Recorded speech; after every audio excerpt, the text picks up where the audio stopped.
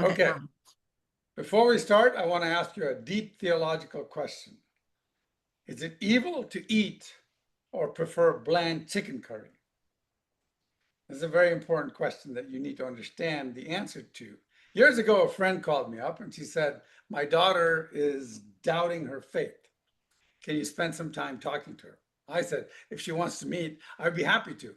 My daughter was willing. It turns out the daughter had just gotten out of the army after serving 4 years and was wondering about Christianity. So I met with her about 4 times and I spent time with her to prove the things that we've been proving here, right? That's the 5 points. Faith should never be blind. God exists using the Bible. And this is the book Age and Decks, proving the New Testament is accurate, which we did, and proving Jesus really exists and rose from the dead. And then the one we did last week, why Christ had to die and why God must punish sin. So when I got done with all these, she said, okay, Neil, I'm starting to believe all this, but I have one big problem that's holding me back. And I said, I know, it's the problem of evil, isn't it? She said, yes, how did you know? I said, I know because I get emails from atheists who've seen my No Blind Faith website, and they send me emails like this one. This is a real email I got. I didn't change the spelling of thing. And this guy says, Neil, one of the many reasons now I am an atheist / anti-Christian is because the God of the Bible, the Christian God, is very irrational and very evil. I can give you many examples, but we'll try to keep it short. God flooded the earth and killed everyone, like murder, including children and babies. Well, if there is so much evil in the world, and if God exists, why doesn't he stop this? So today's talk is God and the problem of evil. I mean, this is a real question. How can God exist when there's so much evil in the world? People are asking, how can I trust God when he's allowed so much pain in my life? And this is not only an unbeliever's question, it's a Christian's question, right? A believer's question. You believe in God, but your wife died. Why did you as a Christian, you could ask, why did God let 6 million Jews be slaughtered in the Holocaust? Why didn't he stop it? Why did my baby die?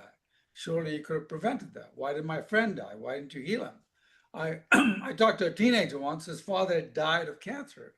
And his question was, why do some people die so young, like his father, who died at the age of about 45? And why would God let my father die? And the answer to this question will determine who you will be in 10 years. How you will respond to life and suffering and pain will determine what kind of person you're going to be in the years to come. So who will you be in 10 years? Will you be an angry victim? Will you be a sad, depressed person? Will you be angry at God because your life has not been easy like someone else's? Will you, on the other hand, be fulfilled in life in God and in God? Will you be a wise teacher or an old curmudgeon? We have to be able to answer this question because this is an important question that everybody has.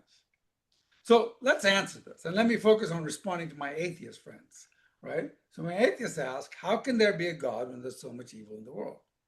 The idea that a God exists, then he would not allow death and suffering. But the real question is, if you look at this carefully, the question is not how can there be a God? The real question is how can there be a good God, right? When there's so much evil in the world. Because if there's a bad God, he'll let bad things happen. Now here's the problem though. Evil gods can't exist. Why can't an evil God exist? Well, an evil God can't exist because, and I've written a paper on this, I show that if an evil God existed, it would destroy itself. Because evil is not something. Evil is a corruption of good. And if you are fully evil, totally evil, then you destroy everything else, including yourself, right? And I go into much more detail. It's a philosophical question, and I go into all the details proving that if you only a good God can exist, a bad God can't. But anyway, Epicurus put it this way. He was a philosopher, and he said, if God is God willing to prevent evil but not able, then he's not omnipotent, all powerful. Is he able but not willing, then he is malevolent, meaning he's evil. Is he both able and willing, then whence come evil? Where did evil come from? Is he neither able nor unwilling, then why call him God? And what they're really saying is how can there be a good God when there's so much evil in the world? Either he's unable to stop the evil, meaning he isn't God, or he's unwilling to stop the evil, meaning he isn't good. But there's a problem here, a problem that most of my atheist friends don't see. Right? Here's the premise, right? The premise is that what? Evil exists.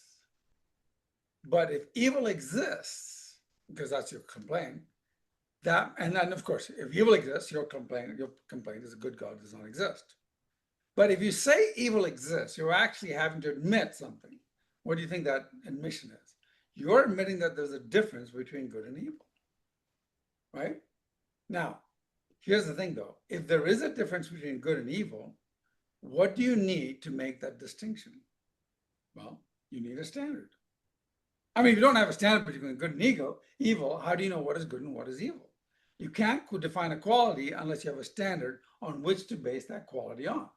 For instance, in the early days, have you ever been to Starbucks? And if you go to Starbucks before, now because they just have a grande, but even grande is grande. What's a grande about? But in the old days, the smallest coffee you could get at Starbucks, at least on the menu, was a tall. And you'd think, well, tall compared to what? How can you say something is tall unless you have something to compare it to? And the reality is that they did have other sizes. They had a short and a demi, but they didn't want to put on their list. They didn't want to sell it. Now they have a grande. Well, how can you have a grande? You have to have, unless you have a standard for tall or grand, what is the standard? Well, you can't have a tall, right? For instance, I grew up in Sudan. When I came to America, I realized I was tall. But in Sudan, I wasn't very tall. Why? Because most of the Sudanese tribesmen are like 6'7". So I was a short guy in Sudan. I come here, I realize I'm tall. So your standard determines whether you're tall or short. Yeah. So how can you determine if you have a standard of good and evil unless you have a standard, right? How can you determine what is good and evil unless you have a standard? If you don't have a standard, right? If you don't have a standard, then you can't call something evil. You can only say it's a preference. Without a standard, your moral values are merely preferences. For instance, it's like saying you like vanilla ice cream, but if somebody else likes banana split ice cream, that's evil, right? Is that evil? If somebody likes banana split ice cream, does that make them evil? No, it doesn't, right? You see, without a standard, objective moral standard, that's just a preference. For instance, chicken curry, right? That's like saying, I can't believe God exists because I don't like spicy chicken curry. You just happen to prefer a good bland ham. Hitler prefers killing Jews.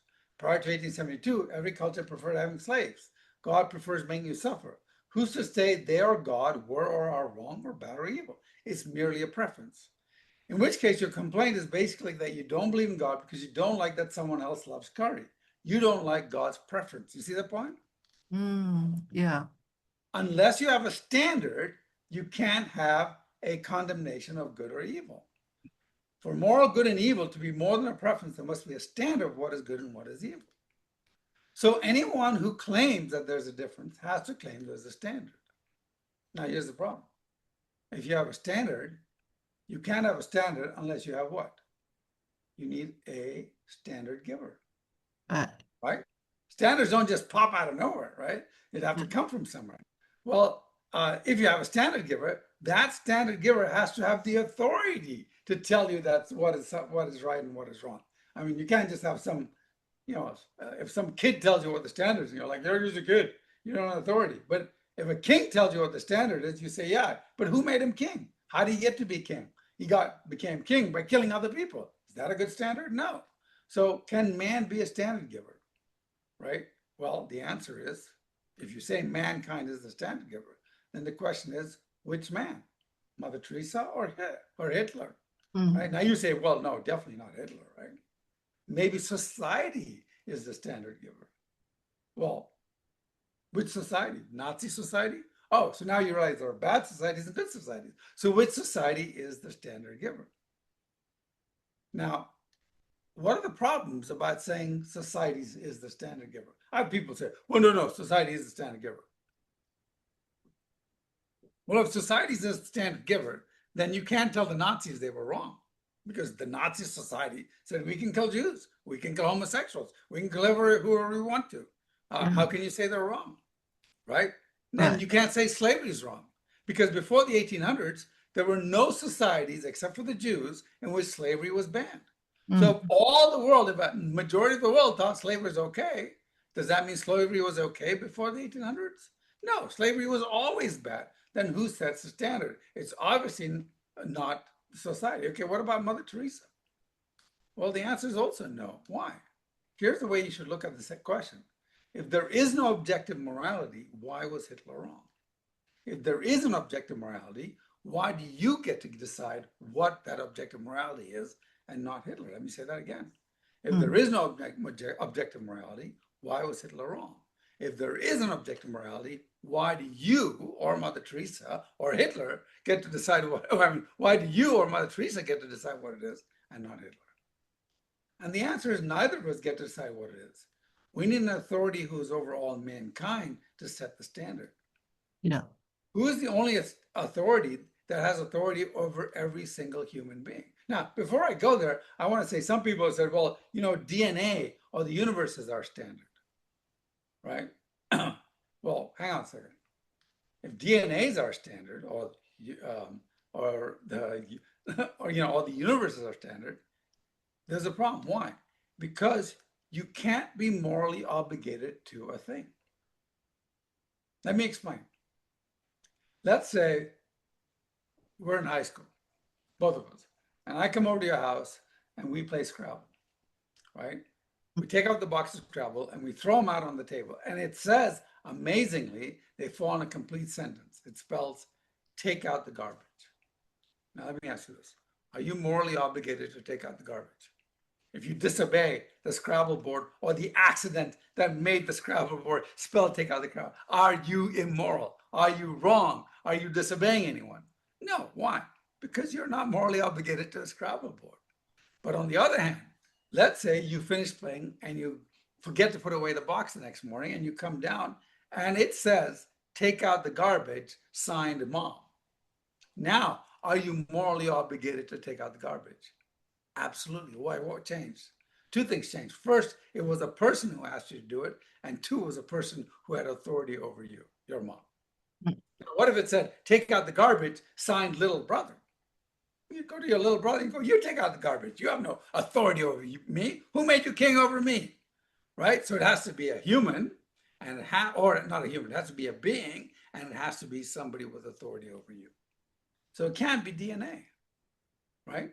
Yeah. And my friend Frank Turk says you can't get an ought from an is.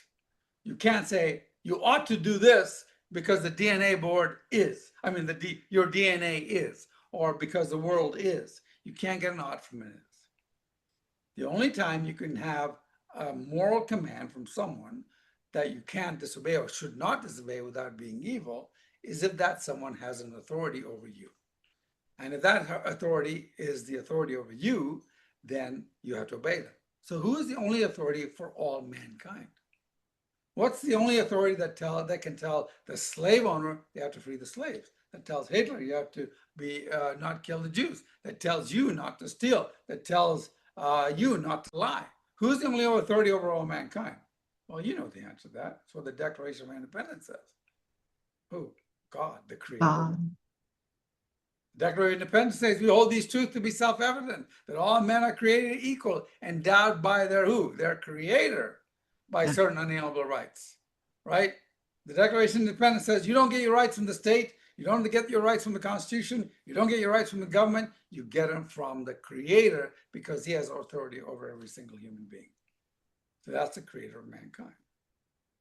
And by the way, if you want the Bible to back up further, there's lots of verses in the Bible, but we're giving this argument to atheists, so we don't need to look at those.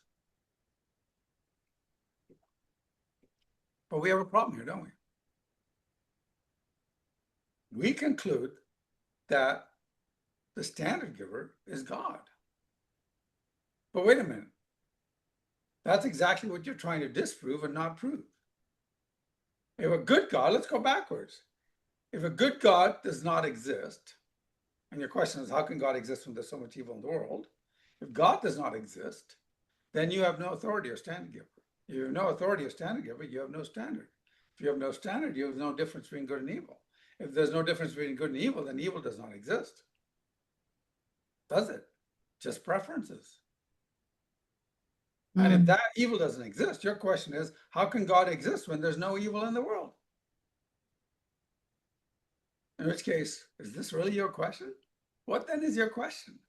Let me summarize this because this is confusing, right? Yeah. In summary, you believe evil disproves God. That means you believe in a difference between good and evil. If so, there must be an objective standard between good and evil, which means there must be an objective moral law. But if there is an objective moral law, you must posit or state that there is an objective moral lawgiver. Otherwise, where did that objective moral law come from? But that is who you're trying to disprove and not prove. If there is no moral lawgiver, there's no moral law. If there's no moral law, there is no good. If there is no good, there is no evil. What then is your question? So you can see that evil does exist, but that does not mean God does not exist. There are other reasons why evil exists. So the question is, how can there be a good God when there's so much evil in the world? Both of these premises are wrong. They're logically false because they refute each other. The minute you say it, they refute each other. There are other reasons, because if there is a God, then he is able to stop evil. And if there is a God, then he is willing to stop evil, but that's not the way you refute it. This is not the problem. The problem is the fact that you recognize the presence of evil rather than disprove the existence of God actually proves the existence of a supreme moral standard giver. Now, what we've done is we've just said there's a supreme moral standard giver. Now, I agree. An atheist might say, well, this does not mean there's a Christian God. Well, but we've already done that. We proved that there is a God. We've proved that Christianity is true. So we actually have proven that, that's the only standard giver. But that's the logical answer. It doesn't satisfy emotionally. What about the Christian who knows God exists, yet our loved ones die, people suffer, babies get sick? The question really is, why doesn't God stop the evil? We know he's able to. Why is he unwilling to? Okay, so here are the questions. Why does God allow some people to suffer and others not to? What about evil that men do, like 9/11? What about shootings or natural disasters? What about genetic defects or the death of a loved one or a baby, right? So first of all, some background on the nature of God. God can do anything. This is the question. This is actually a trick question. Can God do anything? And the correct answer is what? No. God cannot do anything. Right? Can God sin? He can't sin. Can God stop being God? Well, he can't stop being God. Can God die spiritually? No. Where does God go when you are everywhere? Where can you go when you're everywhere? If God is everywhere, where can he go? God can't go anywhere. He's already there. So he can't go anywhere. He can't forget. He can't remember because he knows everything all the time, right? He cannot learn anything. He cannot do what is actually impossible. He cannot make a round square in two-dimensional space. He cannot make 1 + 1 = 3. He cannot be illogical. He cannot be irrational. Why? And by the way, here are some verses on it, right?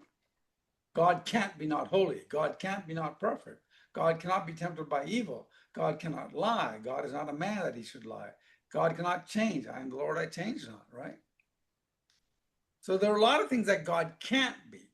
But why can't God be irrational? Why can't God make 1 + 1 = 3? Well, here's why. See, the very nature of God is rationality. His character is to be logical, just as his character is to be loving. God cannot be unloving, just like he cannot be illogical. Why? Now, here's why you have to understand this. Because rationality and logic and mathematics, interestingly enough, are part of the very fabric of God. If they weren't, then they wouldn't exist. They weren't created by him. They're part of his very nature. They emanate from him. He cannot violate his own nature. And that's why they're good and necessary things. Rationality, logic, and mathematics are some of the most critical things and most what we call transcendent things. Now, how do I know something transcendent? Like, for instance, is physics transcendent? No. Why? Because if there was no universe, we could have there would be no physics. In fact, we could have a universe with different physics. God could have created a universe with different physics in it. Is chemistry transcendent? No, because if there's no universe, there's no chemistry. How about biology? No, because they're different biological systems, right? So all these are not transcendent. God created chemistry. God created physics. But he didn't create math because there is no universe where 1 + 1 = 3. He did not create logic. There's no universe where logic does not work, right? It might not work on humans, but it doesn't work in the fabric of nature, right? So why are these? These are part of the very nature of God. God never created 1 + 1 = 2. They've always been equal to 2. 1 + 1 has always been equal to 2, and God has always been, and so they're part of his nature. All right?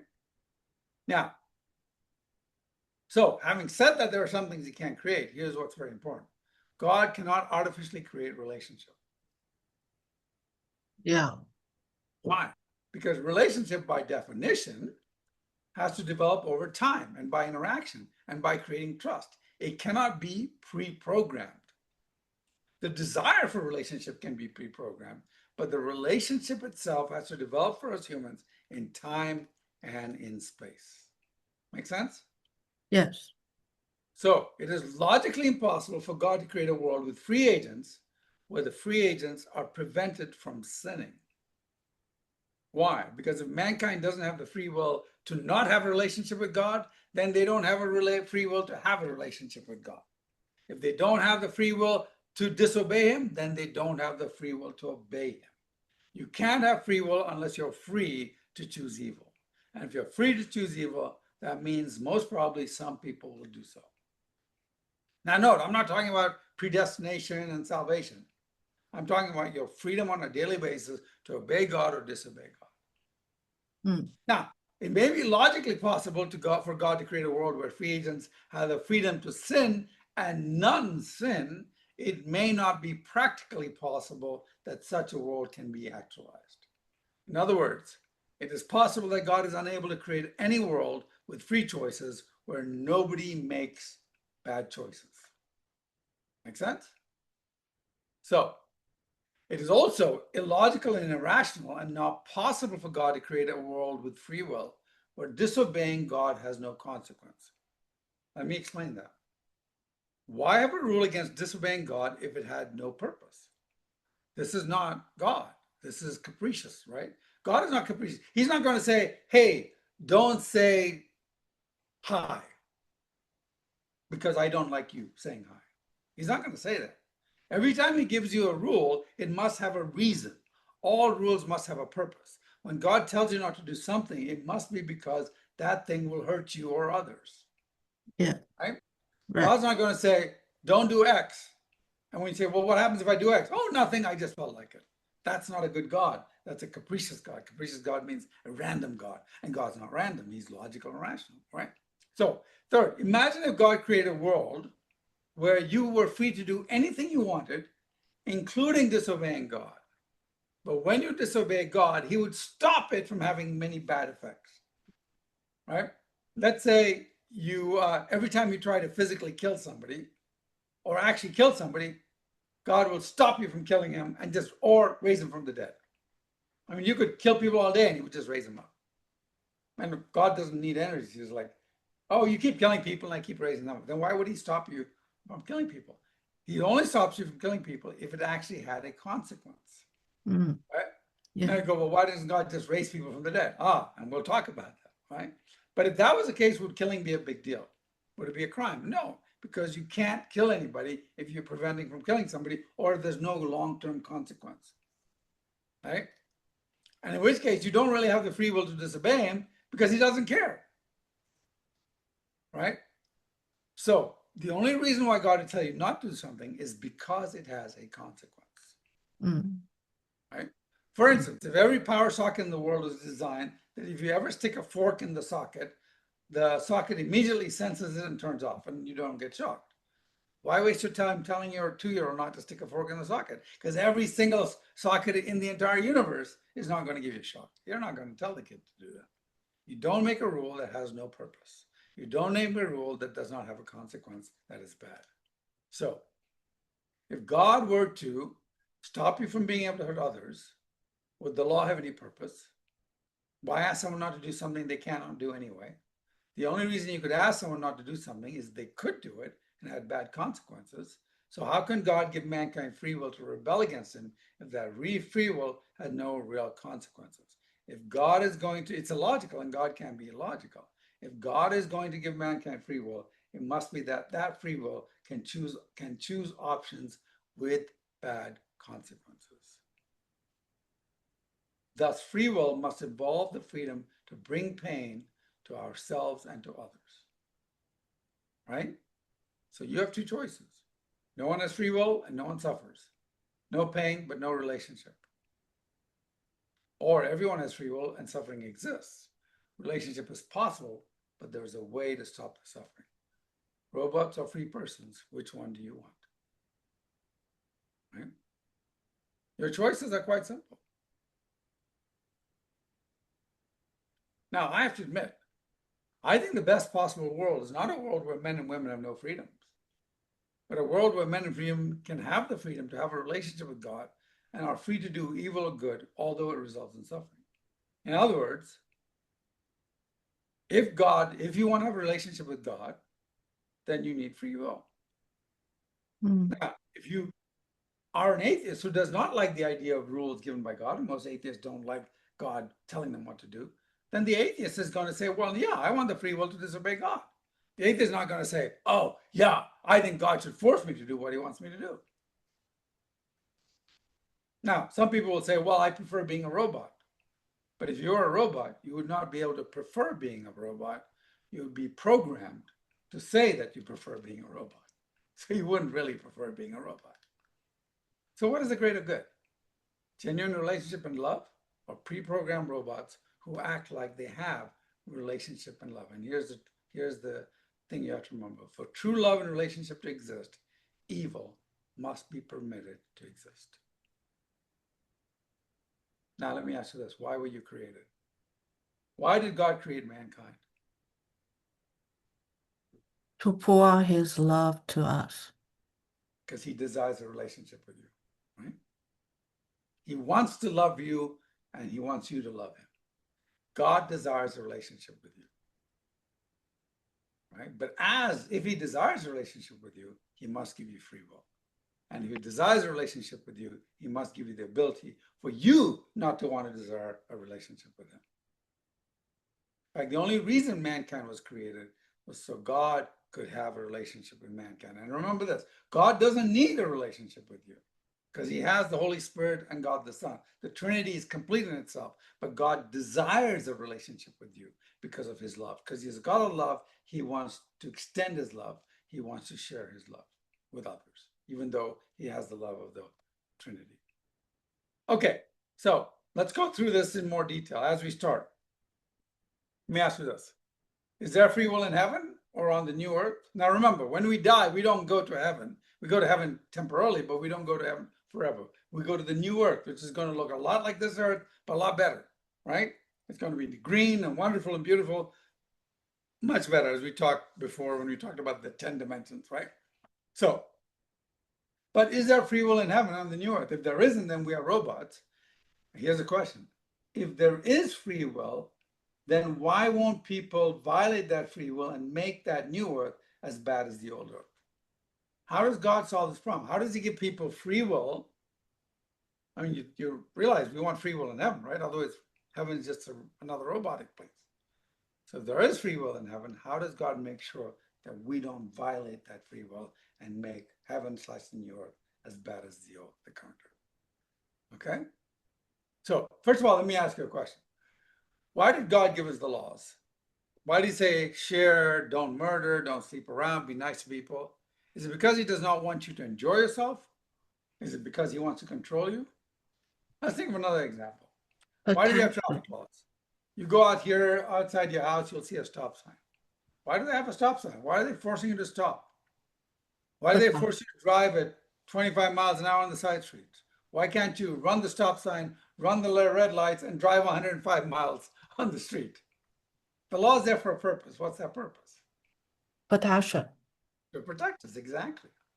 Right?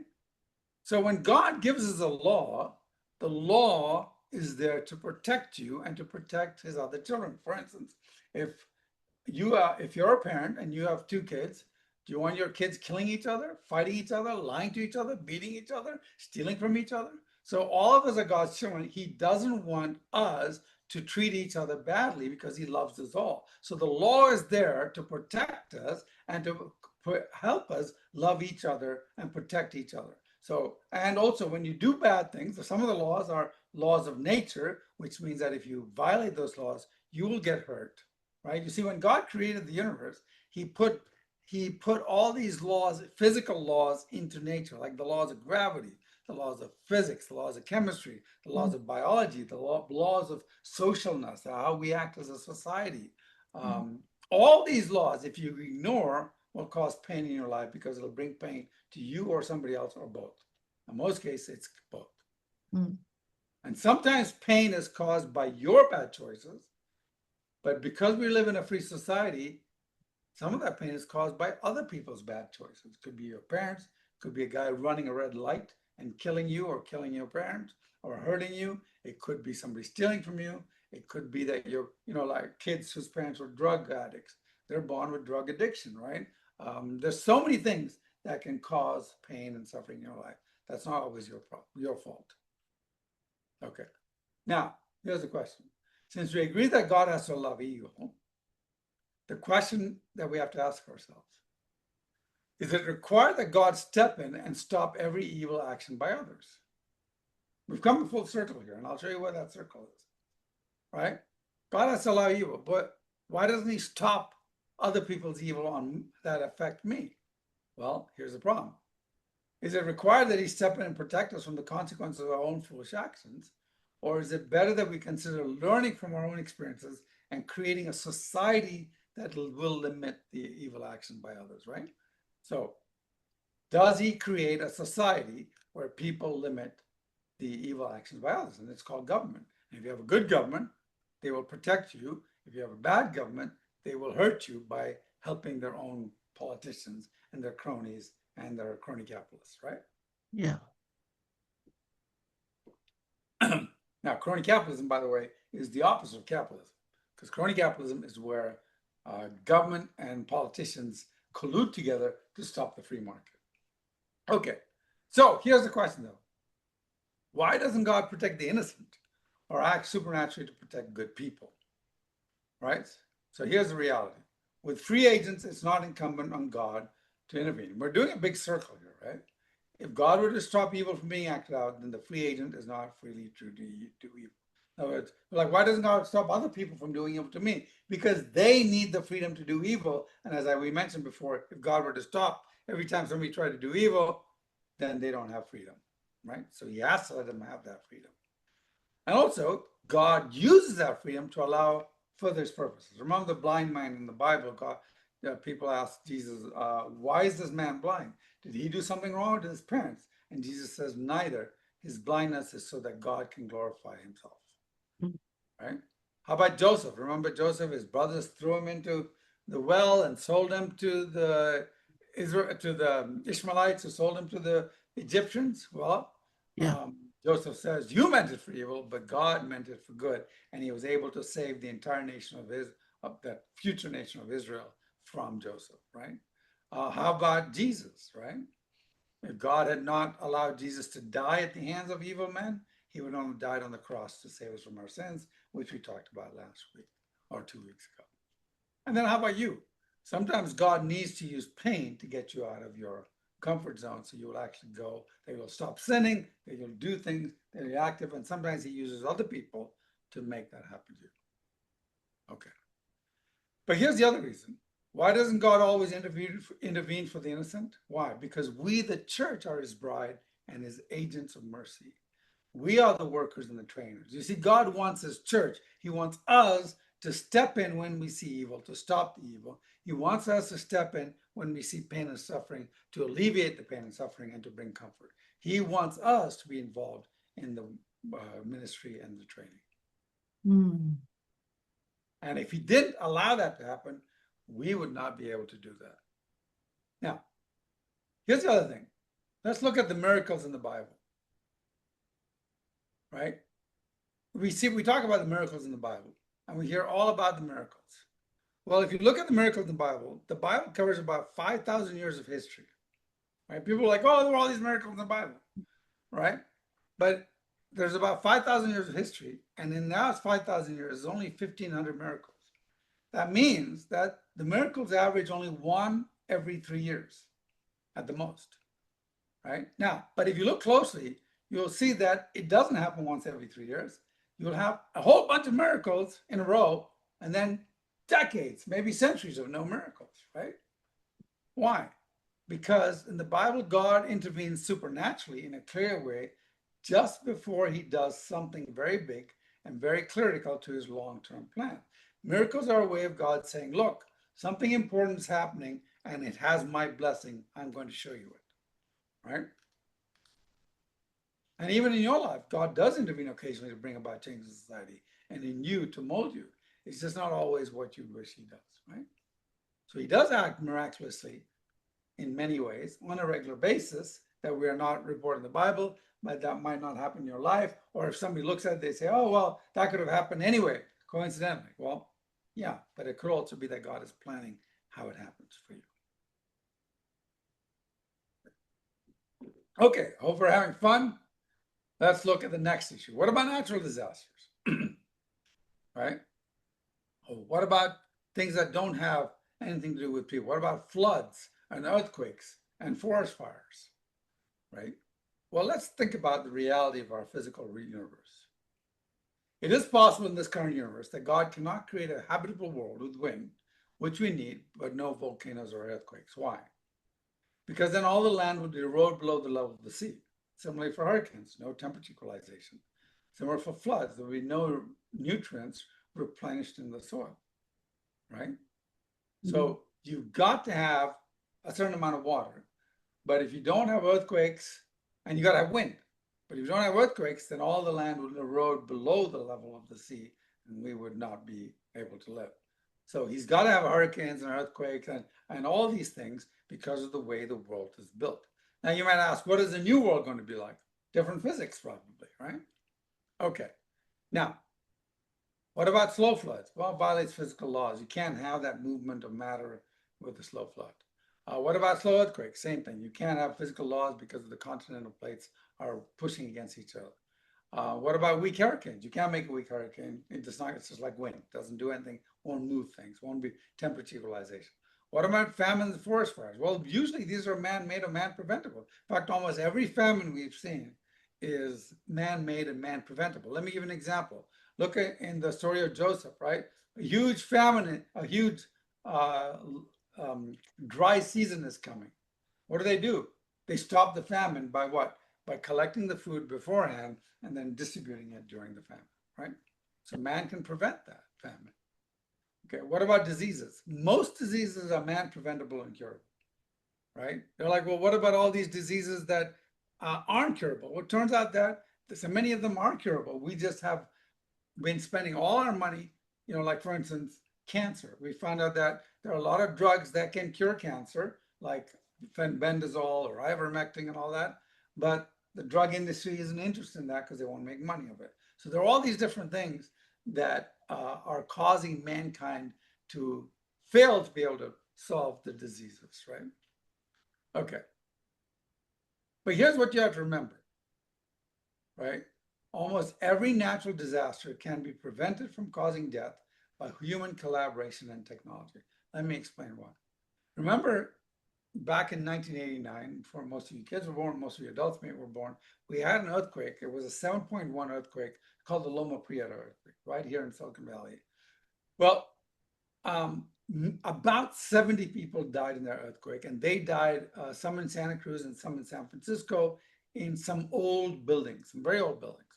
Nobody died in Silicon Valley, right? In Oakland, a bunch of people died because of the very old freeway, which we knew was a problem, hadn't been repaired, right? We knew it was a problem, and they still, government corruption didn't fix it. But about 70 people died.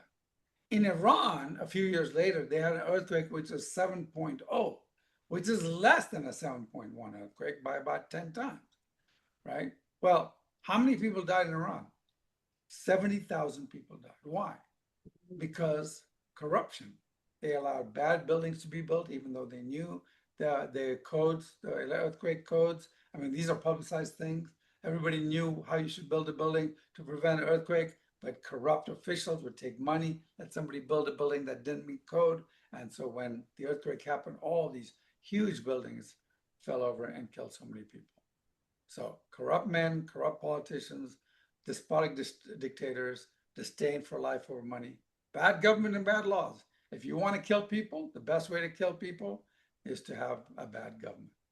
Right? Governments have killed more people than anybody else. Satan wants government under his control because he can kill more people through government than anything else. Okay? So, man causes evil. Right? For instance, this guy is Che Guevara. He says, I love killing people. I really discovered I love killing people. Right? The evil that any one person does will affect others, like your parents. Adam, remember when he sinned? Hitler, Che Guevara, Stalin. The only way to stop a person from doing evil is either destroy him or restrain him. But if God were to start eliminating all free agents who have sinful desires, he would have to eliminate me and you as well. Think about that.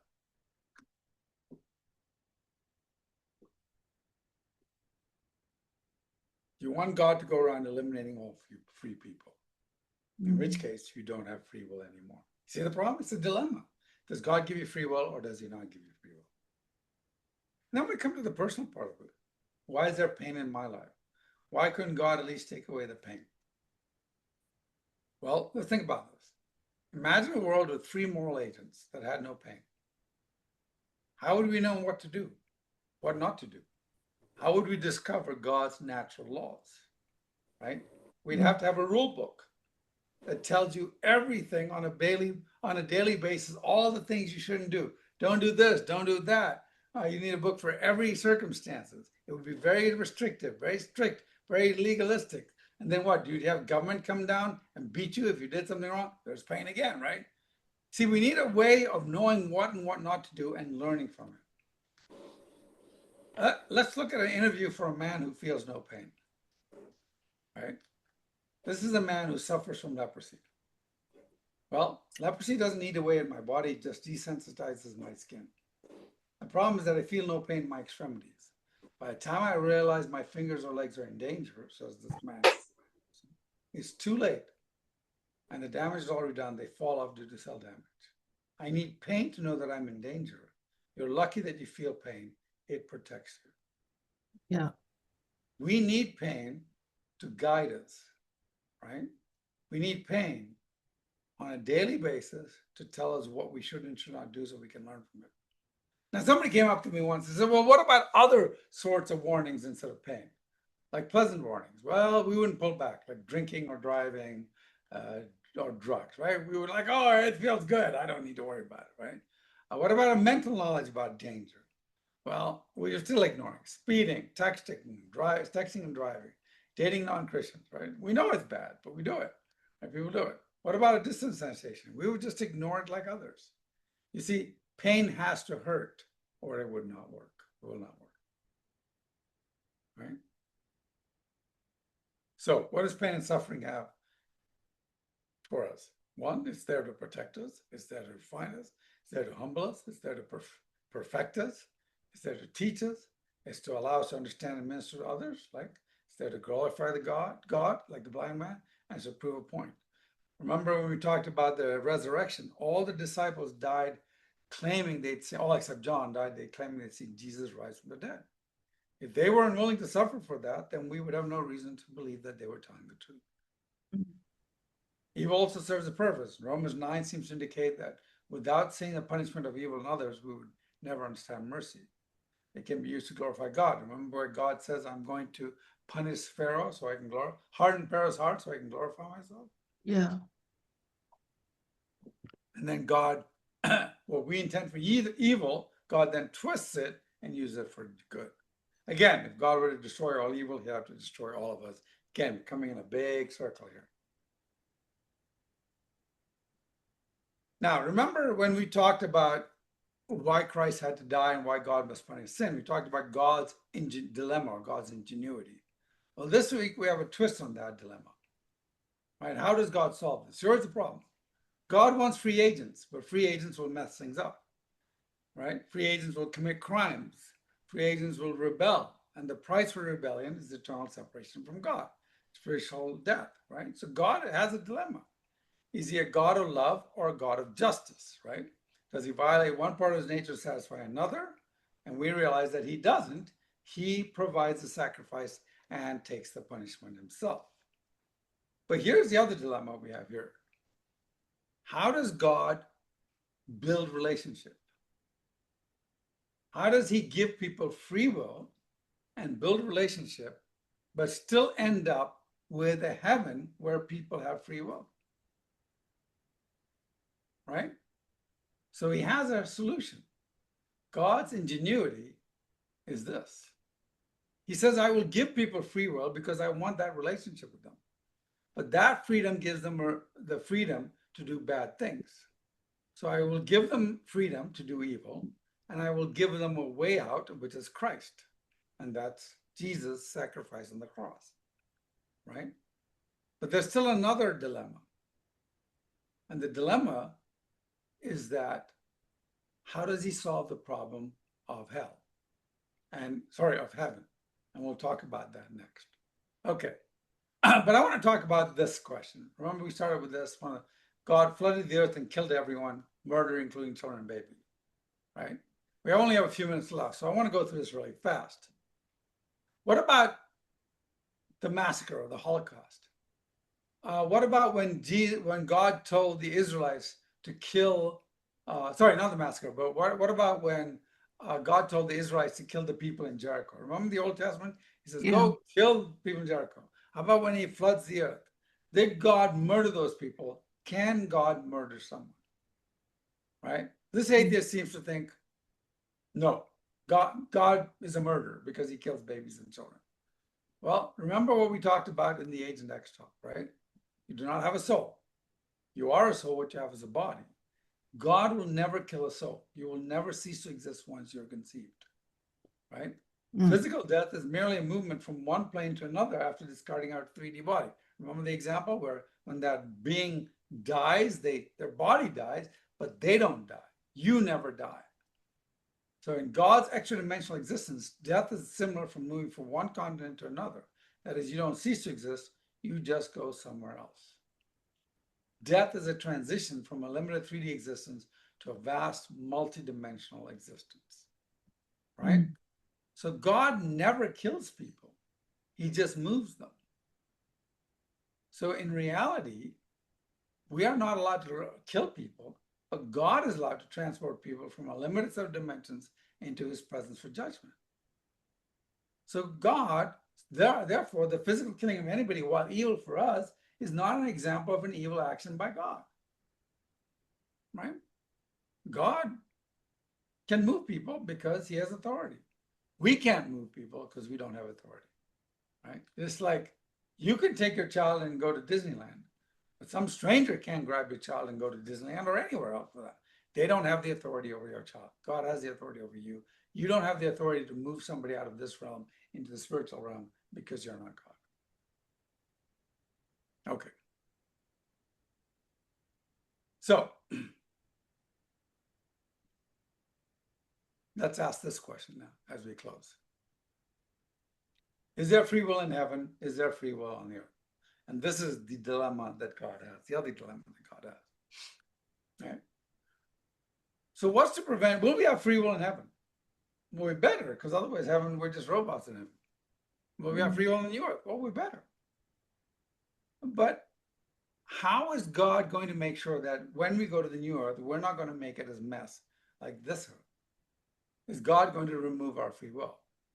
This seems like a real serious problem for God, right? So let's answer that, and we will also answer the real reason why there is suffering. Remember that girl that I was meeting with? She'd just come out of the army and she was doubting her faith. At the end of my talks about apologetics, she wanted to know about the problem of evil. I presented her this information. And then I had a thought. I said, hang on, let me ask you a question. Did you go to boot camp? She goes, yeah, of course I went to boot camp. I was in the army. I said, great, okay. I said, why did you go to boot camp? Why does the army send you to boot camp? She goes, well, we were sent to the boot camp so we could be honed, so we could be refined, so we could be ready to do the real work. Boot camp's not the real work, it's just a training. It's training for the real work. And also it can screen us. Boot camp separates the people who would stay loyal and true in the heat of battle from those who would bail. It Mm. helps separate those who would never ever quit from those who just give it lip service, and as soon as it gets tough, they're going to leave. So then I said, well, was it easy? She goes, what? Boot camp? Was it easy? Of course it wasn't easy. Think of it. If it's easy, it won't work. It has to be tough. Mm. It has to be tough. I said, well, let me ask you this. Did you get hurt in boot camp? And then she laughed. She said, of course I got hurt in boot camp. And she started pointing scars on her body. I got this scar crawling under the barbed wire. I got this scar when my gun misfired. I said, okay, good. Let me ask you this question.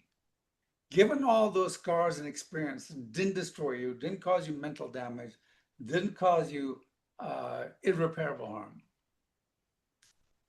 would you give up those scars and those experiences? Would you go back and say, I wish I never had that experience in boot camp?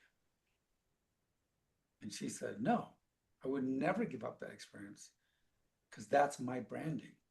It shows me where I've been and what I've done. Mm. Let me make the connection for you folks. This earth is boot camp. Now, the military boot camp has limitations. But this earth, God's solution does not have limitations. You see, how does God solve his serious problem of not stripping your free will in the new earth and yet not allowing it to degrade in the old earth? Here's how. God is refining you on earth. It's the same reason why you have no compulsion not to brush your teeth every night. When you were a kid, you hated brushing your teeth. Now you want to do it. I can't go to sleep without brushing my teeth. If I go to sleep without brushing my teeth, I'll wake up in the middle of the night at 2 a.m. and go, I didn't brush my teeth, and I'll go brush my teeth. Why? Because I enjoy brushing my teeth. I know it's good for me. I've become refined in that brushing teeth part of things. Mm. Right? What about the stuff you loved doing as a kid that was naughty? Now you have no desire to do them. Why? Because you've grown, you've matured. And that's exactly what God is doing to you. Why do you have any desire to stick a fork in a socket? No. You have any desire, like I would say, I have no desire to cheat my wife. Why? Because I love her and my family too much, and I can't imagine hurting God. I've been refined into that. And I can't imagine destroying our lives or hurting my children who depend on me so much to protect them. So my folks, my friends, this is boot camp. Earth is boot camp. How does God refine you, prepare you for eternity without removing your free will? How does he know? How does he make you so refined so he knows that in eternity you will not make the new earth as bad as the old earth? Because he's refining you just like you're refined to brush your teeth or love your wife, right? Yeah. So the question is, how will you respond to boot camp? Who will you be in 10 years? How will you react to pain? Will you grow with the challenges or give up and leave boot camp? Will you get hardened and angry and say, I never want to be in the army? Or will you ask, Lord, what is it that you'd have me learn? Right? This is boot camp. And how do you survive boot camp? Boot camp is painful. You feel overwhelmed. You feel like God is not answering. Maybe God is silent. So there are 5 things I want you to know to understand about boot camp. How do you survive boot camp? How do you survive the suffering zone? 1, right? You have to understand the purpose of life. It's here to refine you. When you go to the dentist and the dentist is drilling, you're not saying, why is the dentist doing this to me? You understand the purpose. When a woman is having a child and she's going through childbirth pains, she's going, why? She's not saying, why is the child doing this to me? Right? She understands the purpose of it. When you're, let's say you're training for a competition or something and you have to run and you have to get up early, right? You understand the purpose of it. So as long as you understand the purpose of life at boot camp is to refine you, you will understand why you're here. Understand that pain is the effect of sin. Sometimes not your sin, but other people's sin. If it's your sin, then the best thing you can do is understand what that sin is and stop doing it. If it's other people's sin, at the most you can do is avoid that sin if possible. Mm. Number 3, you need to be assured that God will finish the work in you. Right? He knows he's going to do it. Number 4, you must know that you cannot fall out of God's plan. Right? God knows what he wants to finish the work in you, and he's going to achieve it. And number 5, you have to know that boot camp is only for a season. Right? Eventually, either the pain will go here or you will be with God and the pain will be gone there. And then don't forget, you want to be a boot camp trainer, right? Once you're refined, you want to stay and be a boot camp worker. You want to work in the boot camp, and that's your ministry. That's where the church comes in. And you want to take your pain, like if you had cancer and you survived, you want to lead somebody else who is suffering from cancer. Maybe you have cancer and you're dying. You want to show somebody how it is, and you want to lead them to Christ, right? See, God desires a relationship with you, but he had to allow you pain, and he had to allow pain in the world to allow you the freedom to have a relationship with him. And he had to allow you to be given a boot camp to be given heaven. So here are some questions if you ask yourself when everything's falling apart. One, is this pain the cause of a bad decision? If it is, then you need to learn from it. If it's not, was this caused of something I did not know? It was a lesson you need to learn.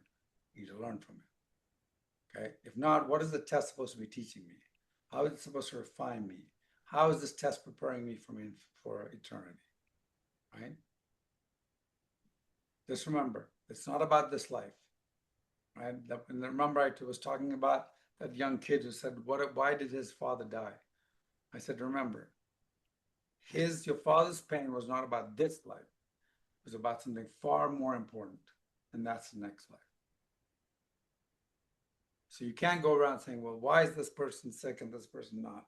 Because God knows what refining each person needs. And if they're not going to be refined, God will know that, because when they come to boot camp, when boot camp is over, they will know that they haven't made it through. So do the best you can. Then view all the trials in context of eternity, but do so without being fatalistic. Not to act is to act, not to speak is to speak out. If you see other people suffering, you need to act. You need to move to help their suffering, because God wants you to be his agent. But let me close with this. The pain is there, and God has another logical dilemma, right? Would a loving God abandon us in boot camp? And the answer is no. God would never never abandon us in boot camp. He said, I love you and I cannot be distant from you. I love you and I cannot be separate from you. I love you and I cannot suffer you, let you suffer alone. I will share in your sorrows and I will participate in your pain. And he comes to earth and he dies for us. He suffers rejection, injustice, abuse, physical torment, and then he dies. And he comes alongside in our suffering and he shares our pain and he redeems us in that pain. It wasn't unnecessary suffering. The suffering that he had to go through so that you could be justified and you could be sanctified. So God desires a relationship with you. So now go get trained for the real work that has come. Yes, you will have scars, but it is your branding. And when you're on the other side of eternity, you will be loath to give them up. So now go earn your branding. Thank you very much. Thank you.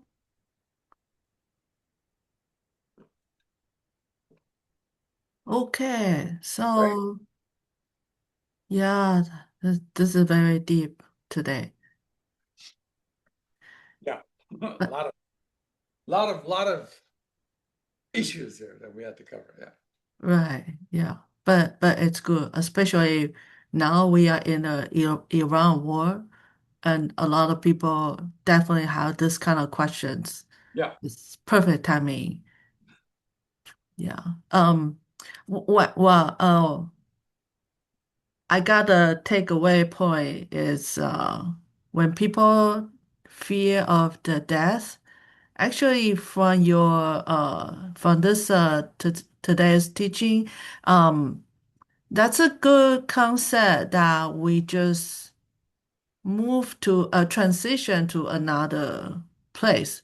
That's a good one because normally we are too focused on our currently, and then because we don't know what's the future, so we just like, oh, we're gonna end it here.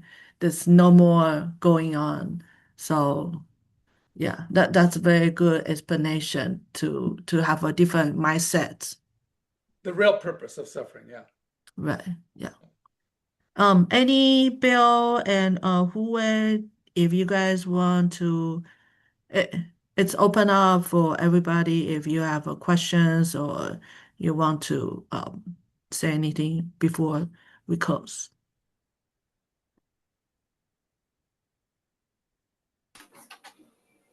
Hello, Hi, Yes. my name's Annie. hi, Annie. Yeah, hi. I was very, very late. I joined the class about 15 minutes. Okay, no problem. You can always go back and minutes watch. before now. I mean, yeah. And I think it's about 15 minutes. And you were talking about God don't doesn't murder, doesn't murder Yeah. because he transfer people from one Place. line to another. But that means that when we kill somebody, like not God, we are not God. Yeah. We kill, so we murder them because we couldn't transfer his soul. So what about a man that I murder? If I murder, what that man will where will he go? Well, he goes again. He might go to heaven because he is a Christian or Yeah, he might go to heaven, he might go to hell, but it's not your job to make that decision, right? It's God's job. right. So you don't have the right. So it's immoral for you to do it, but it's not immoral for God to do it. And yeah, he might go to heaven, and when Christians are massacred for their faith, they go to heaven. But when non-Christians are massacred, they go to judgment. And then if God decides that, as far as we know, they're not going to be with him in heaven.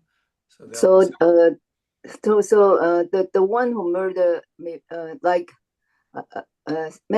a Christian who will who after death he goes to heaven, but the murderer still murders because he yeah, so he's okay. I know So what it's a you mean. sin.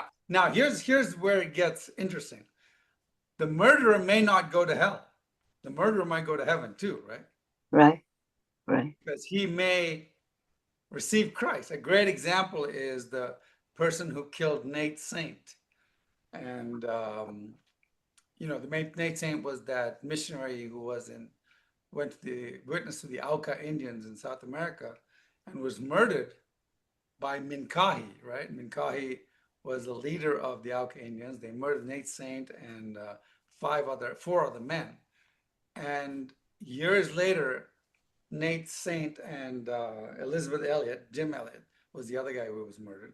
Nate Saint's wife and Jim Elliot's wife both moved to the same Auca India tribe and converted the tribe, including Mincahi. I think I'm saying his right. And Mincahi baptized Nate Saint's son. It's a beautiful story. It's very tragic in one sense, but it's beautiful in the other sense that the very man who killed his father now becomes his godfather and the man who baptizes him, right? So the murderer is going to Mincahi, I think, is still alive, or he may have died recently. Will one day meet Nate Saint, the man who killed. Both will be in heaven because of God's grace and love. Yeah, because you gave me an idea that God never murders. Is that what it meant? Never murders. Because when we look at the Old Testament, it was so many wars and even God is decides to send some to fulfill his plan by Killing them, by raising the war against someone that God was tending to punish them. Yeah. And they would raise the arms of different people or nations to go against the other. So there were so many wars and murders. Yeah. So that means it has been a question that people was thinking of God murders because he raised so many wars against each other. So Yeah, so so- people would complain that God is. Yeah, well, right. And so here's So I know what you mean now. So I can explain. I can give reasons for Yeah. it Well, when I so was here's another way to questioned. explain it. Here's another way to explain it. In the Old Testament, it does not, the commandment is not thou shalt not murder. I mean, it's not thou shalt not kill. The commandment is thou shalt not murder. Right? So They kill. killing, murder is the illegal, unauthorized, immoral taking of life.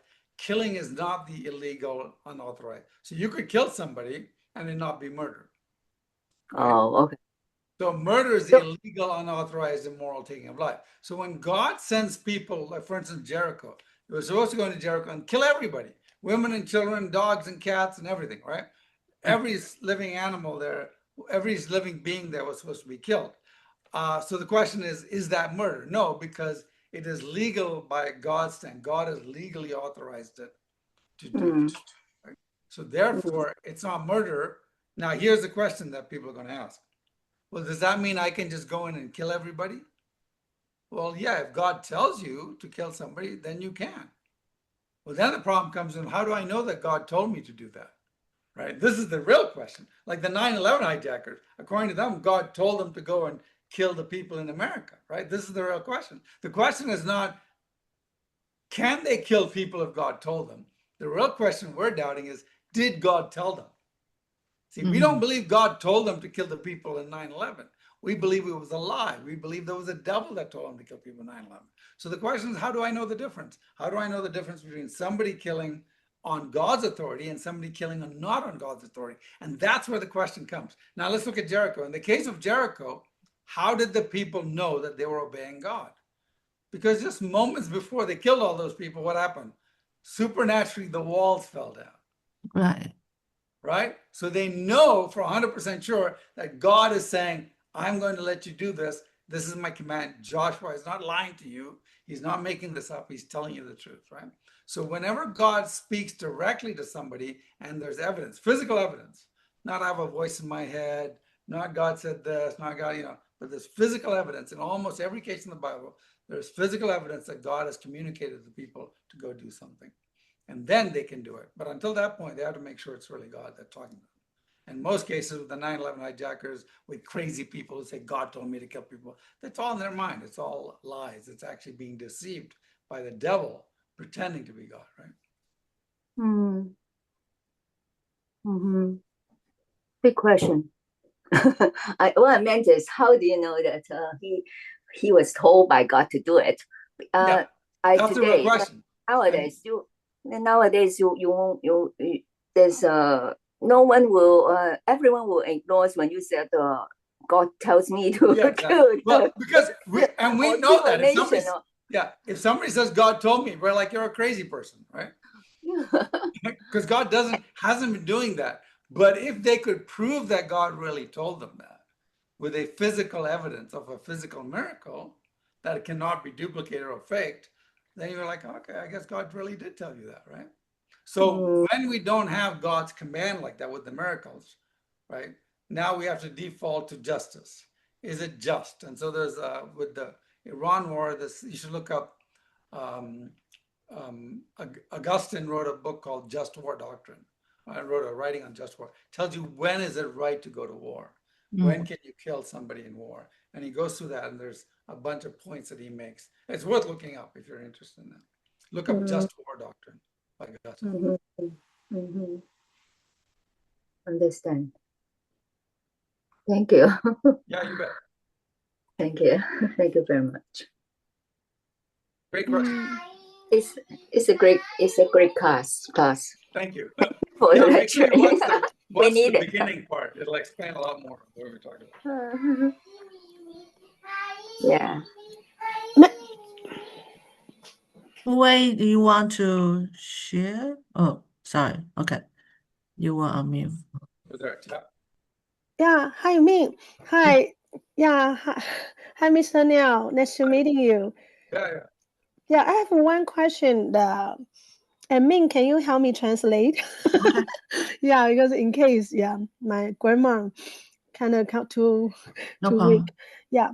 命，我有一个 confuse 是，last time we argue with our friend 是 talk about 一次得救永远得救，就是说他 once 他 baptize 他受洗了以后，他继续犯罪，他就为所欲为欲去犯罪，之后他还是可以上天堂，还是说他受洗了以后，他要守神的诫命之后？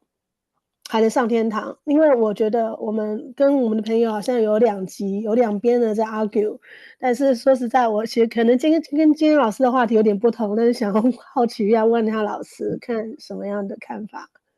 Okay. So her question is, her friend and her argue about when we get baptized, we receive the salvation, and then we get baptized, and is that forever we will be saved, or even sometimes, I mean, some people thinking that yes, we receive the salvation, we get baptized, and then we read Bible, we do the good things, but we could be sin.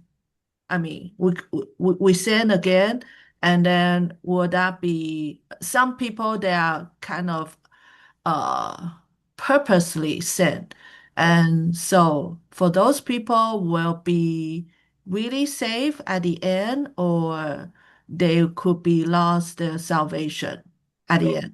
yeah, so this is a great question. It's a very, there's a lot of debate about this. So I'll tell you my view on it. Right? One, I believe, and I'll explain what I believe, and then I'll explain why I believe it. My indication is that if you are truly saved, you can never be unsaved. You can never lose your salvation if you're truly saved. If you lose your salvation, like for instance, you say you're a Christian, but then you don't act like a Christian. If you are really saved, God will pull you back and he will change your circumstances so that you will come back to him, right? Right. So in other words, you never left him. He's gonna manipulate you to make sure that you stay in the faith, right? Right. If in the Calvinist view, it's called preservation of the saints. God's going to pull you in a savior. Now, let me explain why I think that. There are lots of verses, but I'm going to give you a practical example. A few years ago, there was a competition in EE Times. I was a lot younger. And the first prize for the competition, if you did a design, is they would give you an electric car. So this is back in 1995, 1996. Wow. So no electric cars were there, except Saturn had made an electric car. It was called the EV1. So they gave me the prize. I won the prize. I won the first prize. They made a big deal. I was taken to San Francisco to be given the prize. It was very nice. I had the prize. And the prize was not, I didn't get the car. I got the car for 3 years because Saturn said, we're not going to let you buy the car. You can only lease the car, because this was the first electric car they were making. So they gave me, my prize was a 3-year lease. Well, after 2 years, Saturn decided to scrap the electric car program. And I got a letter saying, we want the car back because we're shut down the program. So my prize was a 3-year lease. Did I get a 3-year lease? No, I got a 2-year lease, right? Because if I had the 3-year lease, then at the end of 3 years, I would have had the car. But I didn't have the car, so I only got a 2-year lease. So I did not get the prize they gave me. Now, they gave me some money for it, which is fine. But the real issue is that I did not have a 2-year lease on the car. So let me ask you this. When you get eternal life, how long does that last? Infinity. Right? So if you're saved, you get eternal life. If you're not saved, you don't get eternal life. So how can you get eternal life and then lose it? Because if you got eternal life and lost it, you never had eternal life. You only had 10 years of life. Mm-hmm. There are two parts of this contract. One is life and eternity. Just like the electric car, there's 3 years and there's the car. 2 parts of the contract. If both parts of the contract are not kept, I never had the 3-year electric car. I only had a 2-year electric car. So if God says, I'm going to save you, here's salvation, your salvation is for eternity. And then 15 years later, he's like, oh, now I'm taking it back. Did you ever have eternal life? No. So you can't be saved unless you're saved forever. Otherwise, what were you saved from? Right? So that's why I don't think logically and rationally we can lose our salvation. However, we all know people who seem to be saved and then left the faith. So the only rational conclusion is, were they really saved? Or were they fooling themselves or fooling us? Right? And this is the question that only God can answer. But I would say if you're saved, now here's what the Calvinist view is. The Calvinist view says, or the Reformed view says that if you are saved, even if you leave God for a season, in your heart, God will always be pulling you back. Mm. He's going to pull you back. He's going to pull you back. In fact, you may suffer more greatly if you're saved than someone who's not saved, because God is going to work all those.